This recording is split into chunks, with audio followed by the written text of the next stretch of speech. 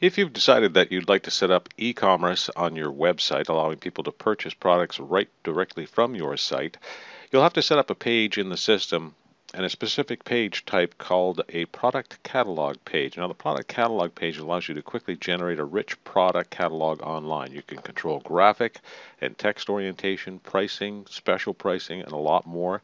The WYSIWYG editor for the header and footer makes it easy to create a professional looking layout with the ability to edit or update in seconds. You have to purchase the additional e-commerce functionality. Once you've done that, you can begin taking orders online immediately. That is, of course, if you've signed on with a third-party processor. That is necessary. FrontRunner Professional does not receive the actual credit card information or any details pertaining to the transaction from your web visitors. The third-party processor handles all approvals and electronic fund transfers, and we suggest you use capital payments to do that processing. Now, your project manager can help you with that, or you can email support@frontrunner360.com for further assistance with that. So the first thing you need to do is create that e-commerce page in your website. And to do that, obviously you're going to enter the IMS and go to your website editor, which I've already opened up. And you'll go to the Manage section, which is going to open up our sitemap so we can place our page. Now you'll decide where in your website you want to place this page. We're going to go to our merchandise section because that would be the most obvious, and our funeral merchandise. And in the cremation urn section, we're going to add a page in here. And to add a page to your website, you simply scroll down through the section and you'll see at the bottom of each section there's an add option. Click that, and we'll name our new page Mark's Urns. And we'll give it the same page title. Click OK. And now I want to move that. If you would like to move a page anywhere in the tree, just click the Move button, and you'll see you'll get all these options as to where to move it. We're going to move it right below wooden urns. Click Move here, and you'll see it's been dropped right in there. Now that's where it's going to appear in the site once we click Save. So that is done. That page will now appear in our website. So now we go back to the Edit option. And when editing in the website, it's always nice to collapse the menu. Gives you a bit more room to work. So we'll go down.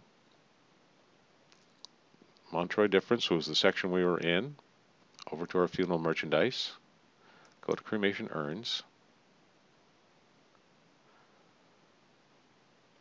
And we'll see there's our new page, Mark's Urns. Click on that to open it up. And you'll see, of course, that it is under construction because we've just created the page. This isn't live on the website, so no need to worry about that whatsoever. The first thing you have to do to make this page e-commerce capable is go up to the Edit Page Details and select Edit Details. And you'll scroll down to the section marked Page Action. This determines what the page will do when it's opened in your site. And you'll see that you have all the different options. But the one you want to set now is Open a Product Catalog. When you select one of the radio buttons, you'll get this warning that changing the action of the page will cause any data currently in this module to be permanently lost. That's warning you in case you have a page with a lot of information, a lot of data in it, and you decide, oh, I want to change that type of page. It's going to wipe everything out. Okay, this is a brand new page. We don't have to worry about that. So we click OK, and we click Save. And now that the page is created, you'll notice that we have a different option for editing. We can edit the footer, we can edit the header, edit the security, edit the details, of course. But we want to edit content. Now, I'm not going to go through it with you on this page. I'm going to go back to another page where I've already been working just to hopefully speed things up. But you'll see it is a different looking editor than what you see in the typical types of pages. Okay, I'm going to close that. And we'll go back over to Cremation Urns. And we're going to go to the Wooden Urns page. This will just speed things up a bit because I have a lot of information that I won't have to key in this way. So you can see we do have a couple of items, and I'm going to show you how to add product too. But the first thing you do when you've created that new page, once again, like I say, you have to edit the content.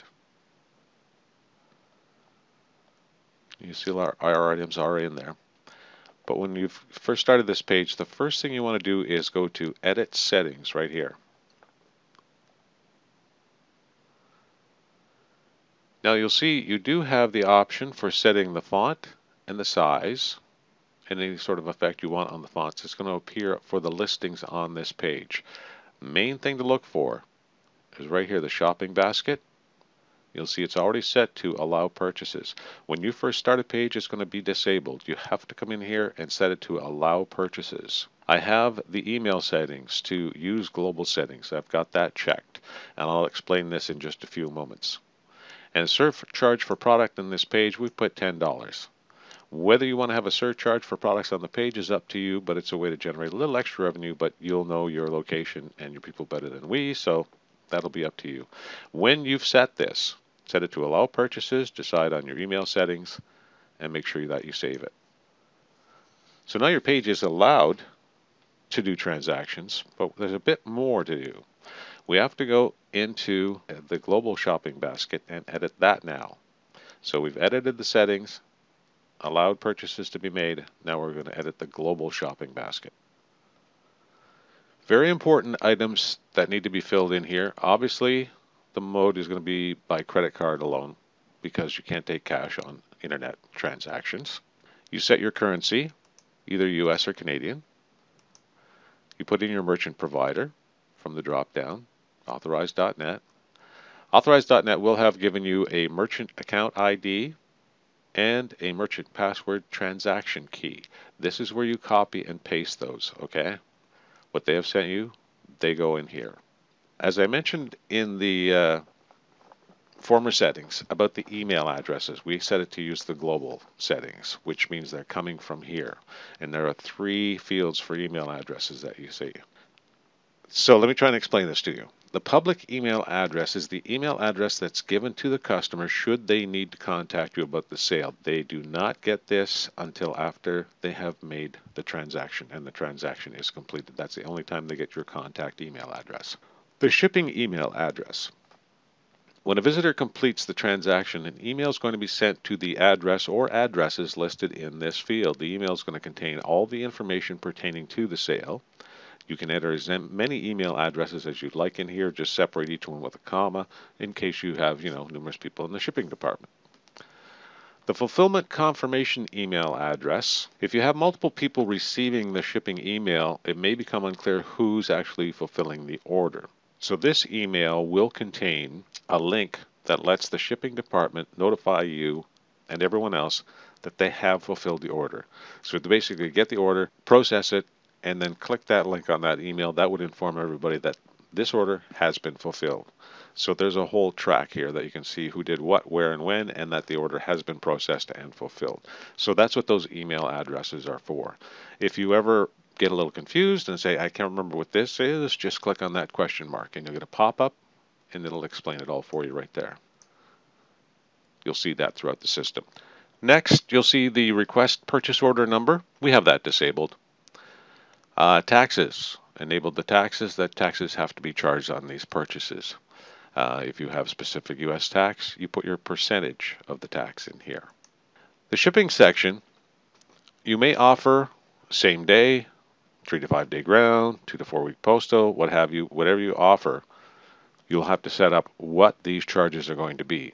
We've disabled the shipping line. It's free shipping for us.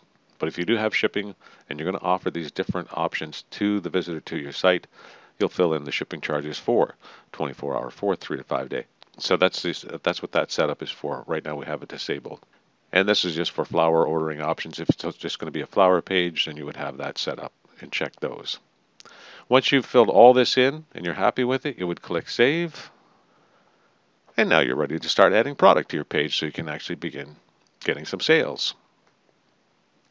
Now we have a couple of items in here already. And if you needed to edit one of these, you would just select it and then click Edit. And there's all the information. But we don't need to edit that. We need to add a product. And we're going to see all these fields as we do add a product. So once again, we're editing content. And we click on New.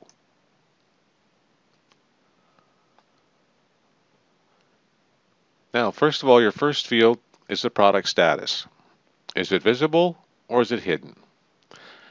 This is here in case you have a product line that you've had in for a while and it's become unavailable. You could come in here and hide it until more arrives, that sort of thing. Hide it, publish your site, and then it disappears from the site for a bit. When it comes back in, you just come back and make it visible again. You obviously want to have it set for purchase so that people can buy it, but if you're sold out and you want to leave it on site, or if you only had a few items, you can mark it as sold. Product number, this is required so that people know and that you can keep track of the product, obviously.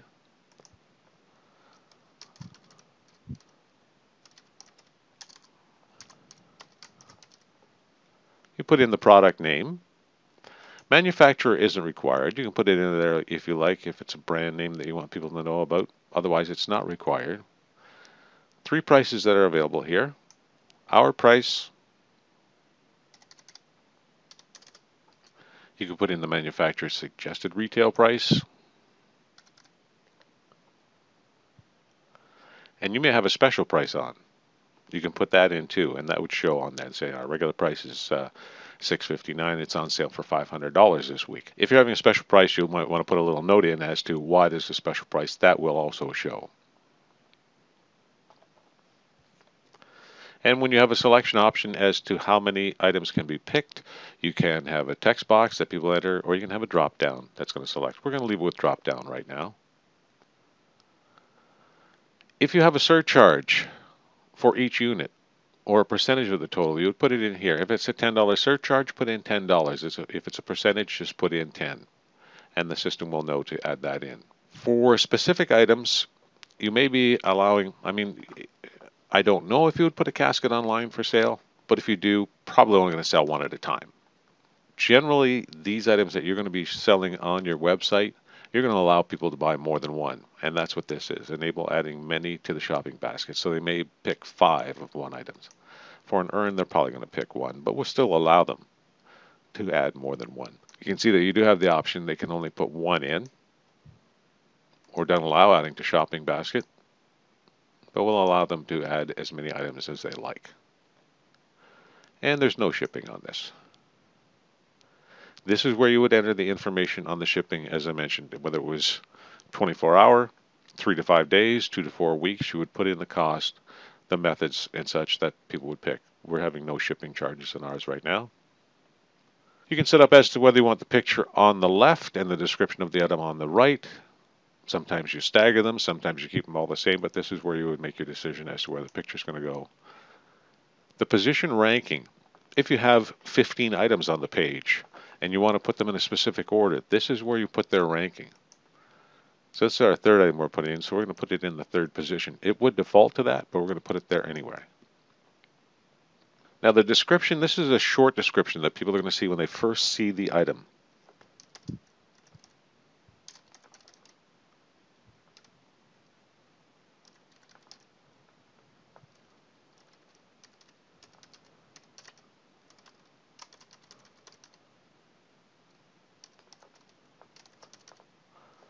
Of course, you can put in whatever you like there. Now we need a picture. So you click on Add a Picture, and you'll get this pop-up. So you can select an image from the personal library inside the IMS, upload a new image into my personal library. We're going to upload a new image. And you get the option to browse.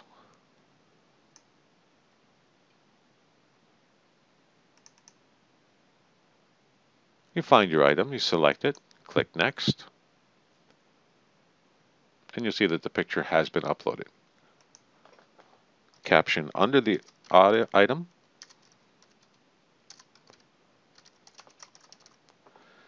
It's just a quick definition of what the item is or the name of the item. You'll see what this is when we've got the page finished up. Now we have a more info section. You've probably seen the websites where there's the item and the short description and then more info. You click here. That's what this would be if you're going to add a more info page.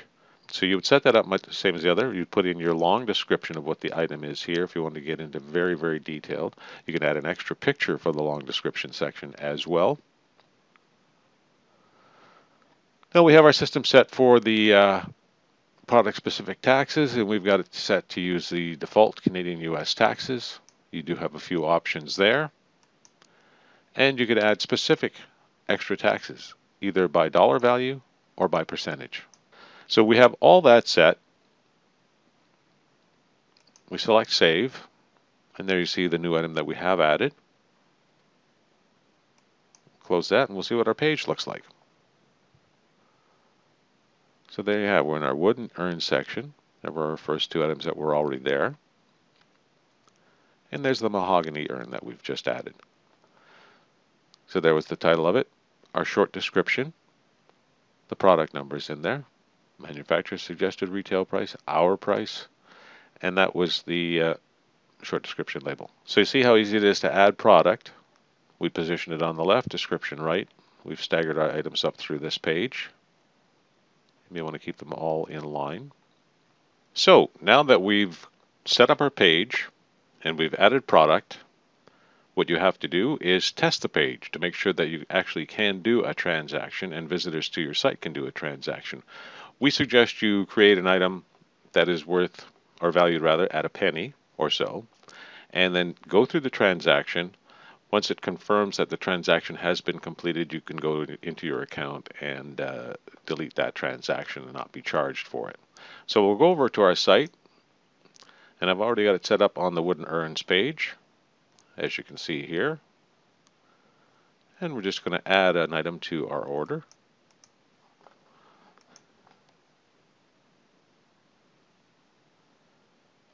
And this is what the visitor will see. The item's been entered into our shopping cart. The price is $5.75. Our surcharge of $10, it's $5.85. And we'll complete the order. This is our total pre-tax, obviously. And this is where you would end up. Fill in all the details, complete the transaction, confirm that it goes through. Should you run into any issues whatsoever, you can contact your project manager at FrontRunner Professional or send an email to support@frontrunner360.com, and we will be more than happy to look into it for you and help you out if you do run into any issues whatsoever.